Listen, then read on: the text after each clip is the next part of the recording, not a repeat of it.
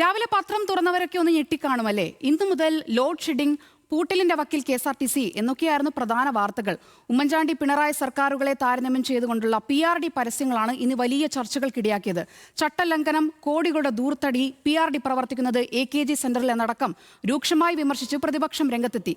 എന്തായാലും പത്രം വായിച്ചവരുടെ അഭിപ്രായം കൂടി നമുക്ക് ചോദിച്ചറിയാം. കോഴിക്കോട് നിന്നും ആകാശ് ചോദിച്ച പ്രതികരണം കാണാം.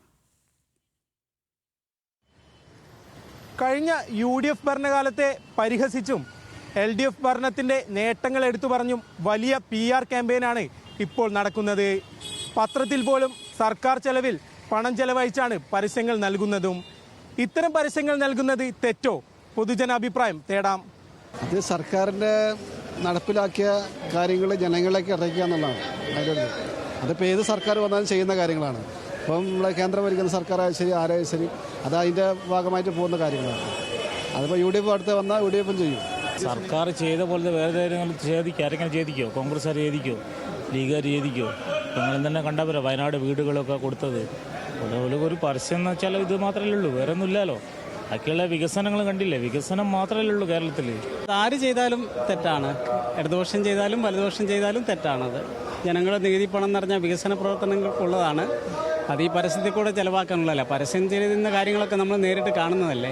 10 കൊല്ലം ഭരിച്ചതിൻ്റെ വികസനമൊന്നും വന്നിട്ടില്ല. പിന്നെ ഇപ്പോൾ ഒരു ബോർഡ് ഇങ്ങനെ വെച്ചുകൊണ്ട് അവിടെ വികസനം ഇവിടെ വികസനം പറഞ്ഞാൽ അതൊന്നും ഇപ്പോൾ ഒരു ശരിയല്ല. ചെയ്ത കാര്യങ്ങൾ വെക്കണതിന് ഇപ്പം എന്താ പ്രശ്നം?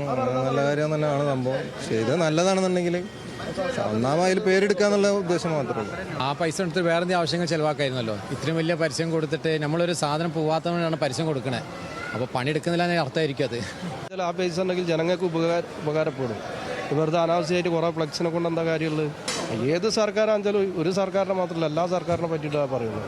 പാഴ്ചെലവാണ്, തൂർത്തല്ലത്. ജനങ്ങൾക്ക് ഇവിടെ ജീവിക്കാൻ നട്ടോട്ട് ഓടുന്ന സമയത്താണ് ഇതേമാതിരി തൂർത്തടിച്ചുകൊണ്ട് നടക്കുന്നത്.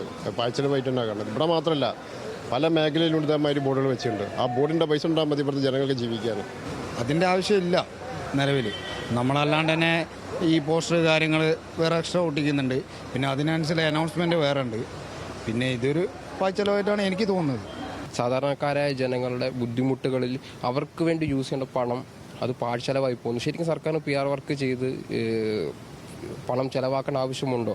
സർക്കാരിൻ്റെ വികസനങ്ങൾ ജനങ്ങൾ പുറത്തിറങ്ങി പൊതുസ്ഥലത്ത് നിന്ന് മനസ്സിലാക്കേണ്ട ഒരു സാധനം PR വർക്കുകളിലൂടെ കൊടുക്കുമ്പോൾ അതിനർത്ഥം ഇവർ ശരിക്കും വർക്ക് എടുക്കാതെ സോഷ്യൽ മീഡിയയിലൂടെ മാത്രമുള്ള ഒരു വർക്കായി പോകുന്നു. അതുകൊണ്ടാണല്ലോ ഒരു PR വർക്ക് ചെയ്യേണ്ട ആവശ്യം വരുന്നത്. അതിന് വികസനം നടക്കുന്നില്ല.